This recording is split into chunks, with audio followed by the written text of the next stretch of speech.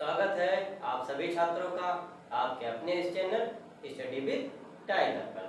तो जैसा कि आपको पता है कि इसके पहले वाले लेक्चर में हमने आपको वैदिक काल के सामाजिक जीवन के बारे में, वैदिक काल के राजनीतिक जीवन के बारे में बताया था। आज के लेक्चर में हम आपको वैदिक काल के आर्थिक जीवन के बारे में या वैदिक काल में जो आपका आर्थिक स्वरूप था वह किस प्रकार था उसके बारे में हम आपको बताएंगे। तो आइए शुरुआत करते हैं हम अपने इस सेशन की कि वैदिक काल में आपका जो आर्थिक जीवन था वह किस प्रकार से था, आर्थिक जीवन प्रणाली किस पर पूर्णतया निर्भर थी या आर्थिक स्वरूप किस प्रकार था। तो आइए शुरू करते हैं वैदिक काल में आर्थिक स्वरूप। तो जैसा कि आप देखते हैं कि वैदिक काल का जो आर्थिक जीवन था वो प्रमुखता जो आधारित था वह पशुपालन पर था। क्योंकि आपको पता है कि जो वैदिक कालीन अर्थव्यवस्था थी वो पूर्णतया ग्रामीण अर्थव्यवस्था थी, और कोई भी व्यवस्था अगर वह ग्रामीण अर्थव्यवस्था के स्वरूप में होगी तो निश्चित ही उसकी अर्थव्यवस्था का प्रमुख आधार कृषि और पशुपालन ही होगा। तो सबसे पहले हम देखते हैं कि जो हमारी वैदिक कालीन अर्थव्यवस्था है वो आपका ग्रामीण अर्थव्यवस्था है, जिसमें से पशुपालन जो उसका अर्थव्यवस्था का उसका प्रमुख आधार है वह ऋग्वैदिक काल में पशुपालन ही है।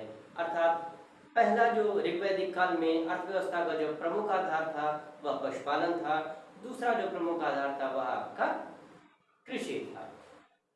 हम देखते हैं कि ऋग्वेद के 24 श्लोकों में कृषि का उल्लेख मिलता है।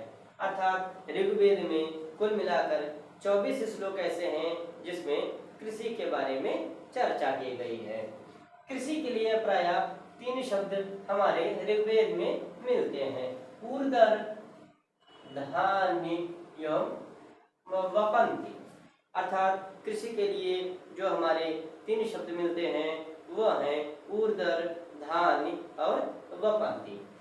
अगला सेशन में हम देखते हैं कि कुल मिलाकर के अर्थात ऋग्वेद में हम कृषि के लिए 24 श्लोकों का वर्णन करते हैं, लेकिन कुल मिलाकर के 33 बार कृषि का प्रयोग हुआ है। कुल मिलाकर के 33 बार कृषि शब्द का उल्लेख मिलता है।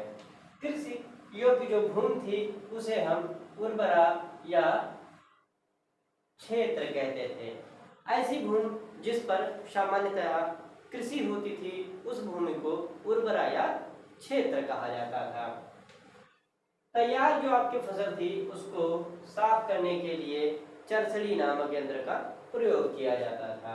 अर्थात जो फसल खड़ी होती थी इसके बाद उस फसल को ला करके जब उस फसल के दाने निकाले जाते थे उस दानों के साथ में उसकी जो भूसी मिली होती थी उसको साफ करने के लिए चरसड़ी नामक यंत्र का प्रयोग किया जाता था। अर्थात चरसड़ी आपका झरना भी हो सकता है और चरसड़ी एक पंखा भी हो सकता है। अर्थात तैयार फसल को साफ करने के लिए हम चरसड़ी यंत्र का प्रयोग करते थे। हल को वैदिक काल में हम प्रायः लांगल कहते थे। क्या कहते थे? लांगल। हल को वैदिक काल में हम लांगल कहते थे। धीरे धीरे जब आपका ऋग्वैदिक काल समाप्त होता है और जब हम उत्तर वैदिक काल में पहुंचते हैं जिसका जो प्रमाणिक काल है वह 1000 ईसा पूर्व से 600 ईसा पूर्व में है। जैसे ही हम उत्तर वैदिक काल में पहुंचते हैं अतरंजी खेड़ा नामक स्थान से हमें लोहे का ज्ञान प्राप्त हो जाता है। लोहे के ज्ञान प्राप्त होने से कृषि में उत्पादन बढ़ जाता है। इसलिए हम देखते हैं कि लोहे के ज्ञान होने के बाद तांबा, जो सबसे पहले तांबा प्रयोग होता था, लोहे के पहले जो धातु प्रयोग होती थी वह तांबा प्रयोग होती थी। तो जैसे ही हमें लोहे का ज्ञान होता है हम क्या करते हैं कि तांबे को लोहित अयस्क अर्थात लोहे जैसा अयस्क का नाम दे देते हैं, और लोहे को हम श्याम अयस्क कहते हैं। श्याम अयस्क मतलब काला धातु। अर्थात लोहे को हम श्याम अयस्क बोलते हैं और तांबा को हम क्या बोलते हैं? लोहित अयस्क। तांबे को हम लोहित अयस्क बोलते हैं और लोहे को हम श्याम अयस्क बोलते हैं। व्यापारी वर्ग जो आपका था वैदिक काल में उसे हम वणिक या पढ़ी कहते थे। व्यापारिक वर्ग को हम वणिक या पढ़ी कहते थे। चिकित्सक जो होता था अर्थात जो लोगों का इलाज करता था, उनकी दवाई करता था, अर्थात पुराने समय में इलाज की जो पद्धति थी वो प्राकृतिक थी। पेड़ पौधों की पत्तियों से, फूल पत्तियों से या जड़ी बूटियों से जो इलाज किया जाता था, पहले जो वैद्य होते थे उन्हें हम भेषज कहते थे। भेषज अर्थात जो चिकित्सक हमारे होते थे उनके लिए हम भेषज शब्द का प्रयोग करते थे। समाज में आपके जो वैदिक कालीन समाज है उसमें सूदखोरी जैसी प्रथा का प्रचलन था। सूदखोर को प्राय हम वैकनाट के नाम से जानते हैं। सूदखोर के लिए प्राय वैकनाट शब्द का प्रयोग हुआ है। और जो आपका सूदखोर जो होता था वो ब्याज का 8वां या 16वां भाग जो मूलधन का होता था वह वसूलता था। अर्थात मूलधन का 8वां या 16वां भाग आपका जो सूदखोर था, वैकनाट था, वो ऋणदाता से, जो ऋणी होता था, ऋणदाता उससे 8वां या 16वां भाग मूलधन का वसूलता था।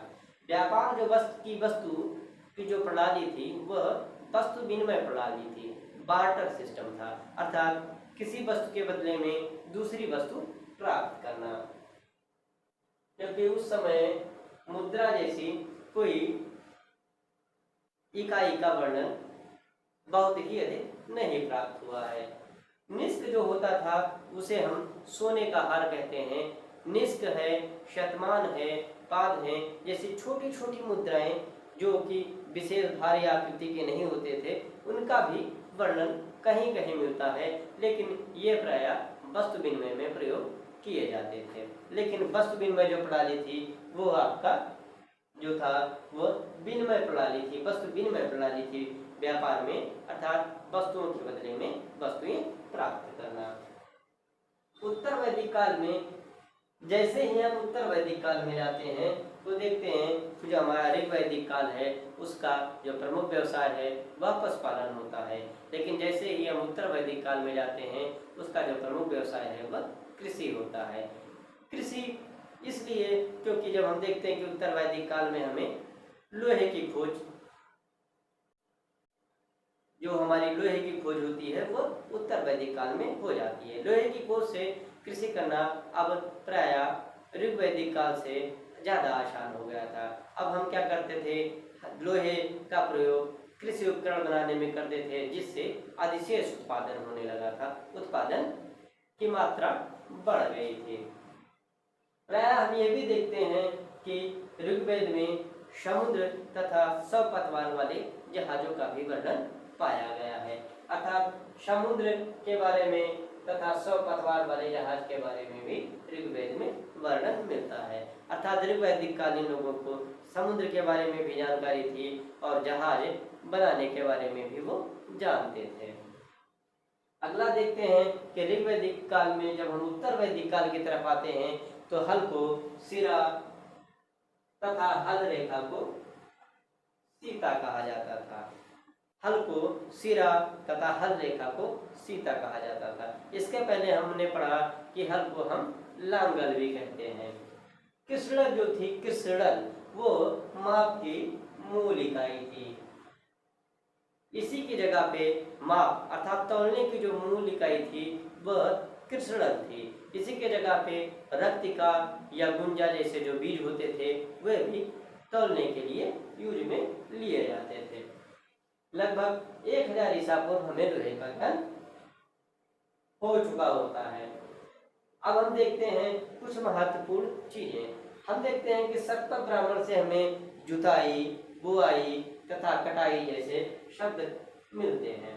हल में प्राय 6, 8, 24 बैलों के जुते जाने का साक्ष्य हमें काठक संहिता से मिलता है। फसलों को काटने के लिए हम दराती जैसे या उसको कह सकते हैं मॉडर्न फॉर्म में हंसिया जैसे यंत्रों का प्रयोग करते थे, वो उस समय पत्थर की बनी होती थी। आइए देखते हैं कि ऋग्वैदिक काल में या वैदिक काल में जो प्रमुख आर्थिक शब्दावलियां हैं उनका क्या मतलब होता है। आर्थिक शब्दावलियों में हम सबसे पहले देखते हैं कुशील। कुसीद शब्द का मतलब होता है ऋण, और दूसरा शब्द जो आपका आता है वह है कुसीदिन, और कुसीदिन का मतलब होता है ऋण देने वाला। तीसरा शब्द है आपका वयत्री, वयत्री का मतलब होता है वस्त्र बनाने वाली स्त्री। चौथा जो शब्द है आपका विदलकारी, विदलकारी का मतलब होता है बेंत का काम करने वाली स्त्री। ये जो शब्दावलियां हैं बहुत ही महत्वपूर्ण है, प्राय एग्जाम में बार बार पूछी जाती हैं। खासकर दो शब्दावलियां कुसीद और कुसीदिन, ये दोनों बार बार पूछे गए हैं। कुसीद का मतलब होता है ऋण और कुसीदिन का मतलब ऋण देने वाला या सूदखोर, जिसे हम वेकनाट के नाम से भी जानते हैं। तो आइए हम देखते हैं कि जो हमारा आर्थिक जीवन था उसके महत्वपूर्ण क्वेश्चन कंपटीशन के पॉइंट ऑफ व्यू से कौन कौन से हैं और किस प्रकार से हैं। तो सबसे पहले हम देखते हैं कि आता है आपका प्रश्न कि ऋग्वेद में कितने श्लोकों में कृषि का प्रयोग हुआ है। तो ऋग्वेद में 24 श्लोकों में कृषि के बारे में चर्चा की गई है। दूसरा क्वेश्चन हो सकता है कि कुल मिलाकर वैदिक काल में कितनी बार कृषि की चर्चा की गई है। तो जब कुल मिलाकर वैदिक काल में 33 बार कृषि की चर्चा की गई है। हम देखते हैं कि वैदिक काल में हल को हम क्या कहते थे। वैदिक काल में हल को हम लांगल भी कहते थे, हल को हम सिरा भी कहते थे। अगला जो क्वेश्चन है कि चरसड़ी यंत्र का प्रयोग किसके लिए होता था। चरसड़ी यंत्र का प्रयोग खड़ी फसल को साफ करने के लिए चरसड़ी यंत्र का प्रयोग किया जाता था। अर्थात जो फसल खड़ी होती थी उसको जो हम लाते थे उसके दाने को साफ करने के लिए हम चरसड़ी यंत्र का प्रयोग करते थे। लोहे को हम क्या कहते थे। लोहे को हम श्याम अयस्क कहते थे तथा तांबे को हम लोहित अयस्क कहते थे। अगला जो आपका क्वेश्चन है कि वैदिक काल में सूदखोर को हम क्या बोलते थे। वैदिक काल में सूदखोर को हम वेकनाट के नाम से पुकारते थे। वैदिक काल में मुद्रा की जो छोटी छोटी इकाइयाँ थी वो कौन सी थी। तो वो थी आपकी निष्क थी, शतमान थी एवं पाद थी। लेकिन ये जो मुद्राएं थी वो किसी विशेष भारी आकृति के नहीं थे।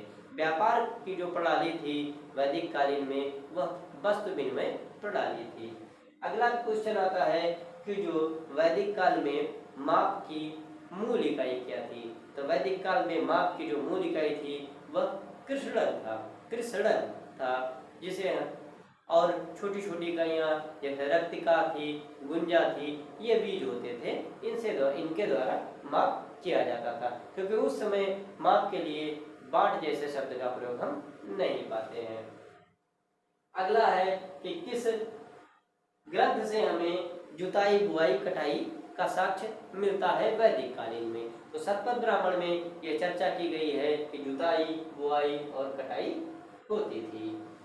हल में 6, 8, 24 बैलों के जोते जाने का साक्ष्य कहाँ से प्राप्त होता है। तो हल में 6, 8 और 24 बैलों के जोते जाने का साक्ष्य हमें काठक संहिता से प्राप्त होता है। फिर क्वेश्चन आपका बनता है कि जो आर्थिक शब्दावलियां हैं उनसे क्वेश्चन बनता है मैचिंग कराने के लिए, वो चाहे आपका स्टेट लेवल का कोई पीसीएस हो या वनडे एग्जाम हो या फिर यूपीएससी या सेंट्रल के एसएससी वगैरह के कोई भी एग्जाम हो, उसमें आर्थिक शब्दावलियों के बारे में पूछा जाता है कि जो वैदिक काल में आर्थिक शब्दावलियों का मतलब क्या था। पूछा जा सकता है कि वैदिक काल में कुसीद को हम क्या कहते थे। तो वैदिक काल में कुसीद को हम ऋण कहते थे। वैदिक काल में कुसीदन को हम क्या कहते थे। वैदिक काल में कुसीदिन को हम ऋण देने वाला कहते थे। वैदिक काल में वैत्री का मतलब क्या होता था। वैदिक काल में वैत्री का मतलब होता था वस्त्र बनाने वाली स्त्री। वैदिक काल में विदलकारी का मतलब क्या होता था। वैदिक काल में विदलकारी का मतलब होता था वेद का काम करने वाली स्त्री। तो इस प्रकार हम देखते हैं कि हमने आपको वैदिक काल का परिचय, वैदिक काल के सामाजिक जीवन के बारे में, वैदिक काल के राजनीतिक जीवन के बारे में और वैदिक काल के आर्थिक जीवन के बारे में हमने आपको अपने इस 3 पुराने सेशन में सारे चीज़ें क्लियर करा दी हैं, जो आपके कंपटीशन के पॉइंट ऑफ व्यू से बहुत ही महत्वपूर्ण है। अगला जो हमारा सेशन होगा वो होगा वैदिक काल का धार्मिक स्वरूप, अर्थात वैदिक काल में हमारा जो धार्मिक स्वरूप था वह किस प्रकार था, हमारी प्रथाएं एवं संस्कार किस प्रकार के थे, हमारा रहन सहन, वेशभूषा एवं भाषा कैसी थी, इसके बारे में हमारा जो लेक्चर होगा वो कल का लेक्चर होगा। जैसा कि जानते हैं आप लोग कि स्टडी विद टाइगर आपका अपना चैनल है, इसलिए इस चैनल को ज़्यादा से ज़्यादा लाइक करें, शेयर करें एवं सब्सक्राइब करें। अगर आपको लगता है कि कुछ सुझाव देना आपके लिए ज़रूरी है तो आपके सुझावों का हमारे इस चैनल में स्वागत है। आज का लेक्चर हमारा यहीं समाप्त होता है। इस लेक्चर को आप ध्यानपूर्वक पढ़ें, हो सके तो इसके नोट्स बनाएं। इतना जरूर ध्यान रखें कि हमने आपको जितना भी पढ़ाया है वो बहुत ही महत्वपूर्ण आपके कंटेंट हैं। जब भी आपका कोई एग्ज़ाम होगा तो मेरे द्वारा पढ़ाए गए जितने भी टॉपिक हैं उससे क्वेश्चन आपको जरूर मिलेंगे, इसलिए विश्वास रखिए हम आपको जो भी कंटेंट प्रोवाइड करवाएंगे वो कंटेंट आपका बहुत बेहतर होगा। इसी के साथ हम अपने शब्दों को यहीं विराम देते हैं।